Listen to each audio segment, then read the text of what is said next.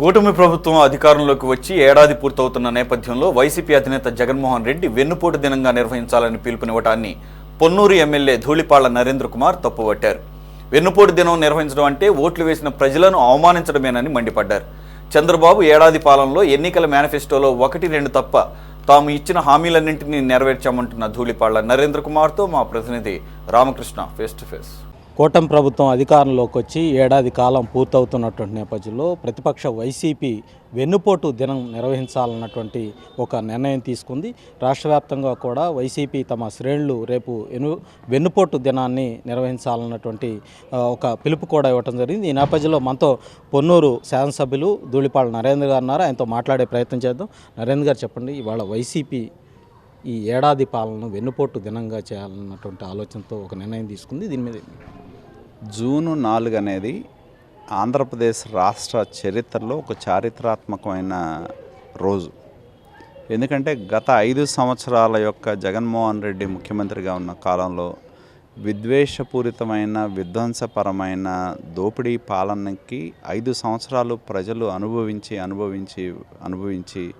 చివరికి విసుగెత్తి ఎన్నికల్లో మే నెలలో జరిగిన ఎన్నికల్లో ఈ రాష్ట్రంలో ప్రతి ఒక్కరూ చైతన్యవంతమైన ప్రతి ఒక్కరు, ఆ వర్గం ఈ వర్గం లేదు, ఆ కులం ఈ కులం లేదు, మన ఎన్నికలు పరిశీలిస్తే కులాలు మతాలకు అతీతంగా అందరూ కోరుకున్నది ఒక్కటే, ఈ రాష్ట్రంలో జగన్మోహన్ రెడ్డి పాలన అంతం కావాలి అనే ఒకే ఒక్క కసితో వేశారు కాబట్టి 4వ తారీఖున ఎన్నికల ఫలితాల్లో భాగంగా కూటమి పార్టీలన్నీ కూడా కలిసి 164 సీట్లు వచ్చినాయి.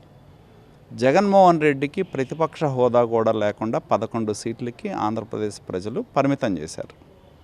మరి అటువంటి చారిత్రాత్మకమైన తీర్పు వచ్చిన రోజుని జగన్మోహన్ రెడ్డి వెన్నుపోటు దినంగా ప్రకటించాడంటే ఆయన చారిత్రాత్మకమైన తీర్పునిచ్చిన తెలుగు జాతిని అవమానించిన రోజు, ఓటేసిన ప్రజలందరినీ కూడా వెన్నుపోటుదారులుగా ఆయన చిత్రీకరిస్తున్నాడు. అంటే ఇంతకంటే దారుణం ఏముంటుంది? అంటే తనకు ఓటే లేదంటే వాళ్ళందరూ వెన్నుపోటుదారుల కింద లెక్క జగన్మోహన్ రెడ్డికి. కానీ ప్రజలు ఎందుకు తన పాలన వద్దంటున్నారు, ఎందుకు తనకు ప్రతిపక్ష హోదా కూడా ఇవ్వలేదు, 11 సీట్లకే ఎందుకు పరిమితం చేశారు, 151 సీట్ల నుంచి 11 సీట్లకి ఎందుకు పరిమితం చేశారనే ఆలోచన చేయాల్సిన వ్యక్తి ఓటమిని అంగీకరించలేక, ప్రజాస్వామ్యంలో ప్రజల తీర్పుని అర్థం చేసుకోలేక, దాన్ని తనకు అధికారం దక్కలేదనే ఒక అక్కసుతోనే ఆయన దీన్ని వెన్నుపోటు దినంగా ప్రకటించడం అనేది స్పష్టంగా కనపడతా ఉంది. ఆయన దృష్టిలో ఆంధ్రప్రదేశ్ తనకు వ్యతిరేకంగా ఓటేసిన ఆంధ్రప్రదేశ్ ప్రజలందరూ కూడా వెన్నుపోటుదారులుగా చిత్రీకరిస్తున్నాడు. ఈ ఏడాది కాలంలో రెడ్ బుక్ రాజ్యాంగాన్ని అమలు చేశారని, అలాగే సంక్షేమ కార్యక్రమాలు ఏవైతే ఉన్నాయో గతంలో నేను అమలు చేసిన అన్నింటినీ కూడా పక్కన పెట్టారని ఒక ఆరోపణ చేస్తాను. ముఖ్యంగా ఒకటి, ఎప్పుడైనా ఏంటంటే ఎన్నికల సందర్భంగా రాజకీయ పార్టీలు అనేది వాళ్ళకు సంబంధించిన మేనిఫెస్టోలు దేశవ్యాప్తంగా ప్రకటించుకుంటాయి. దాన్ని అమలు చేసే బాధ్యత ఆ పార్టీలది, అధికారంలోకి వచ్చిన తర్వాత అమలు చేసే బాధ్యత. అదేవిధంగా మనం ఆ విధంగా చూసినప్పుడు ఈ రాష్ట్రం అనుకున్న దానికంటే, మేము ఎన్నికల ముందు అనుకున్న దానికంటే కూడా ఆంధ్రప్రదేశ్ యొక్క ఆర్థిక పరిస్థితి చాలా దారుణంగా ఉందనేది మన కళ్ళ ముందు కనపడతా ఉంది. మరి అటువంటి పరిస్థితుల్లో ఎన్నికల సందర్భంగా ఇచ్చిన హామీలని ఒక్కొక్కటి ఇప్పటివరకే అమలు చేసుకుంటా ఈ ప్రభుత్వం, కూటమి ప్రభుత్వం ముందుకెళ్తూ ఉంది. దానిలో భాగంగానే మనం చూసాం, పెన్షన్ల పెంపు కావచ్చు, అదేవిధంగా ఏదైతే ఒక నల్ల చట్టంగా వచ్చి ప్రజల యొక్క ఆస్తుల్ని ఒక చట్టాన్ని చేశారో దాన్ని రద్దు చేయటం కానీ, అలాగే ఇవాళ మొన్నే కొన్ని నిర్ణయాలు తీసుకొని 3 ప్రధానమైన, అలాగే గ్యాస్ సిలిండర్లు ఉచితంగా ప్రతి ఒక్కరికి 3 సిలిండర్లు ఇవ్వాలని చెప్పి నిర్ణయం తీసుకొని దాన్ని అమలు చేసి డైరెక్ట్ బెనిఫిషరీస్ అకౌంట్స్లోనే మీరు ఎప్పుడు సిలిండర్ బుక్ చేసుకున్నా కూడా ప్రతి 3 నెలలకి ఆ సిలిండర్కి డబ్బులు అకౌంట్స్లో వేస్తూ ఉన్న పరిస్థితి మనం చూస్తూ ఉన్నాం. మరింత పారదర్శకంగా బెనిఫిషరీస్కి వీళ్ళు ఆయన అయితే మొహాలు చూసి ఇటు తెలుగుదేశమా కాంగ్రెసా వైకాపా అని చూసేవాడు.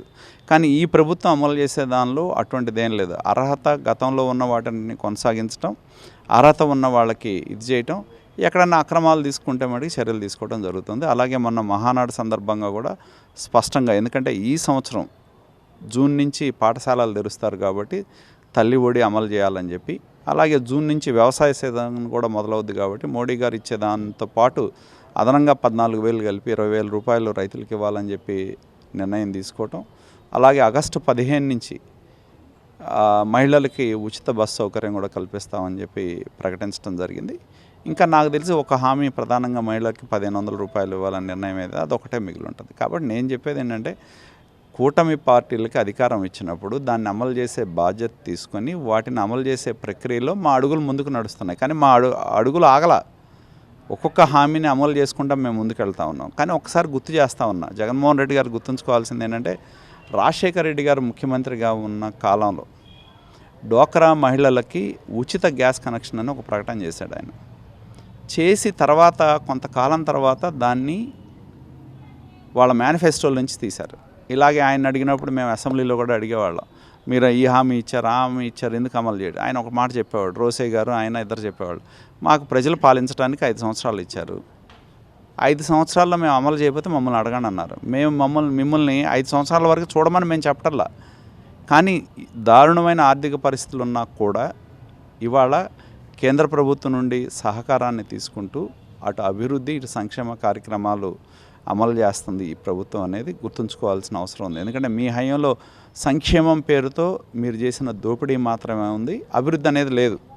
కానీ ఈ ప్రభుత్వం వచ్చిన తర్వాత అభివృద్ధి ఉంది, సంక్షేమం ఉంది. కాబట్టి ఖచ్చితంగా ఎన్నికల హామీలు అమలు చేసే దానిలో భాగంగా 3 పార్టీలది బాధ్యత కాబట్టి ఖచ్చితంగా వాటిని అమలు చేసుకుంటూ వెళ్తాం. కొంచెం వెనక్గా ముందుగా అమలు చేసుకోవటం జరుగుతుంది. ఇది మొత్తానికి చూసుకున్నట్లయితే జగన్మోహన్ రెడ్డి వెన్నుపోటు దినం అనే దాన్ని ప్రకటించడం ద్వారా ఒక రకంగా ఓట్లేసినటువంటి ప్రజలను వెన్నుపోటుదారులుగా చిత్రీకరించే ప్రయత్నం చేస్తూ ఉన్నారని ధూళిపాళ్ల నరేంద్ర చెప్తా ఉన్నారు. కూటమి ప్రభుత్వం అధికారంలోకి వచ్చిన నాటి నుంచి కూడా వరుస వెంట ప్రజలకు ఏవైతే సంక్షేమ కార్యక్రమాలు ఉన్నాయో వాటన్నిటిని ఒకవైపు అమలు చేస్తూనే మరోవైపు అభివృద్ధి కార్యక్రమాలను కూడా చేపడుతుందని కూడా ఆయన చాలా స్పష్టంగా చెప్తా ఉన్నారు. వీడియో జర్నలిస్టు షణ్ముఖతో రామకృష్ణ, సిటీ 24x7 అమరావతి.